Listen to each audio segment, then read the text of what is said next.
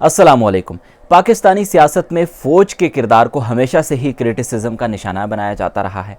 اور اگر ہم آج کل کے سیاسی حالات کی بات کریں تو یہ بات سب کی سمجھ میں آ چکی ہے کہ فوج کا کیا کردار ہے یا پھر فوج کس حد تک پاکستانی سیاست پر اثر انداز ہو سکتی ہے۔ لیکن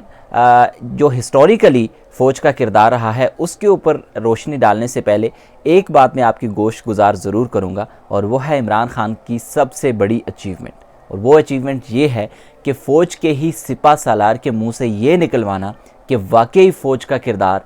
پاکستانی سیاست میں رہا ہے، کیونکہ اس سے پہلے جب بھی بات کی جاتی تھی میڈیا پہ یا پھر عوامی حلقوں میں کبھی کبھار بات کی جاتی تھی کہ جی فوج کا جو کردار ہے وہ پاکستانی سیاست میں ہے، لیکن فوج اس بات کو کبھی بھی ایڈمٹ نہیں کرتی تھی، اور فوج ہمیشہ سے یہ کہتی تھی کہ نہیں، فوج کی اپنی حدودوں کو یوں ہیں، فوج کا اپنا ایک ادارہ ہے اور وہ اس ادارے سے باہر کبھی بھی نہیں نکلتے۔ لیکن پریکٹیکلی گراؤنڈ ریالٹیز بہت مختلف تھیں۔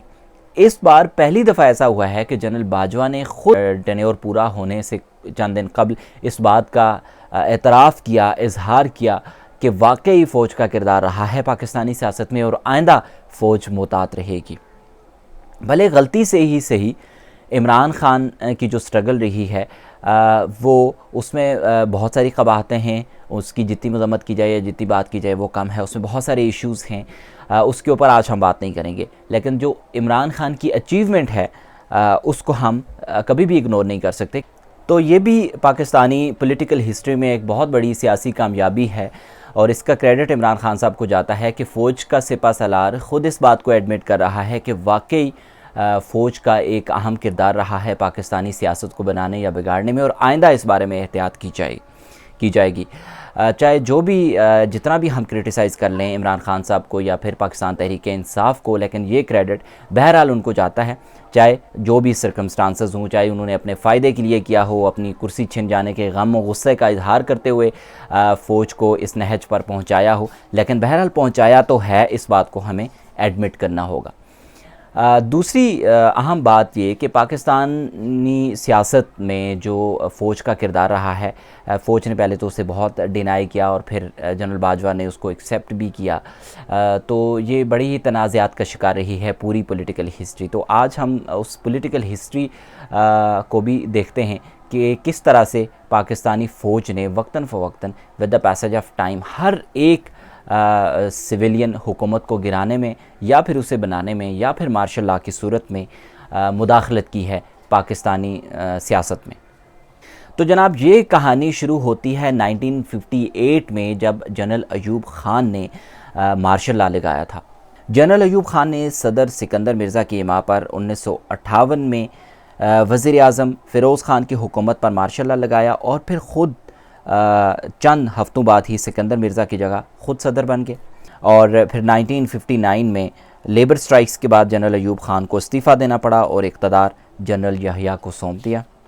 اس کے بعد جنرل ضیاء الحق نے بھٹو کی حکومت کا تختہ الٹا اور 1977 میں مارشل لاء لگا کر خود صدر بن گئے، اور پھر 1988 میں ایک حادثے میں جب جنرل ضیاء الحق جاں بحق ہوئے تو اس کے بعد پھر صورتحال مختلف ہو گئی، اور پھر دوبارہ سے سول حکومت اقتدار میں آ گئی۔ اور پھر اس کے بعد 1999 میں جب مشرف نے نواز شریف کی حکومت کا تختہ الٹا اور خود اقتدار میں آئے، اور پھر مشرف کا جو ملٹری ڈکٹیٹرشپ کا جو ٹائم پیریڈ تھا وہ 2007 تک جاری رہا، اور 2007 کے بعد بھی اگر ہم دیکھیں تو جو ملٹری حکومت تھی وہ مارشل لاء کے علاوہ بھی، اور 2007 سے پہلے بھی اگر 1958 سے ہم نے بات کی مارشل لاء کی، تو اس کے بعد بھی وقتاً فوقتاً جو ملٹری سیٹ اپ تھا وہ پولیٹیکل سیٹ اپ میں انٹرفیئر کرتا رہا۔ اسی طرح سے 2018 میں جب عمران خان صاحب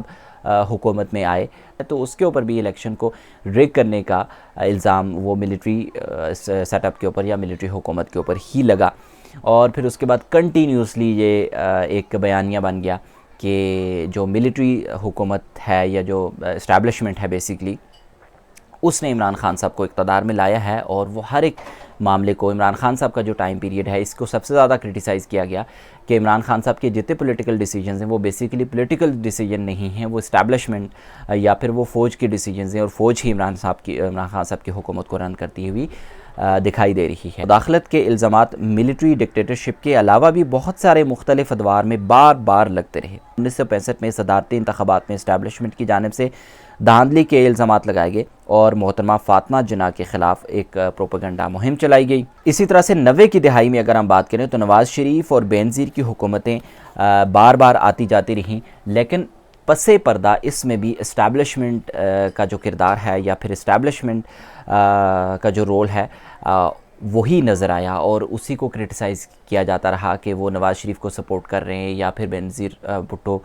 کو سپورٹ کر رہے ہیں تاکہ وہ اقتدار میں آئیں۔ تو دونوں کی جو حکومتیں ایک دوسرے کے آمنے سامنے رہی ہیں سامنے، لیکن پس پردہ اس میں بھی اسٹیبلشمنٹ کا کردار دیکھنے میں نظر آیا۔ اسی طرح سے اگر ہم مشرف دور کے بعد کے بھی مختلف ادوار کی بات کریں، جس طرح سے تھوڑی دیر پہلے میں نے کہا کہ پاکستان تحریک انصاف کی حکومت کو اس لیے کرٹیسائز کیا جاتا رہا کہ مداخلت رہی ہے اسٹیبلشمنٹ کی، تو اب یہاں پہ سوال یہ پیدا ہوتا ہے کہ کیا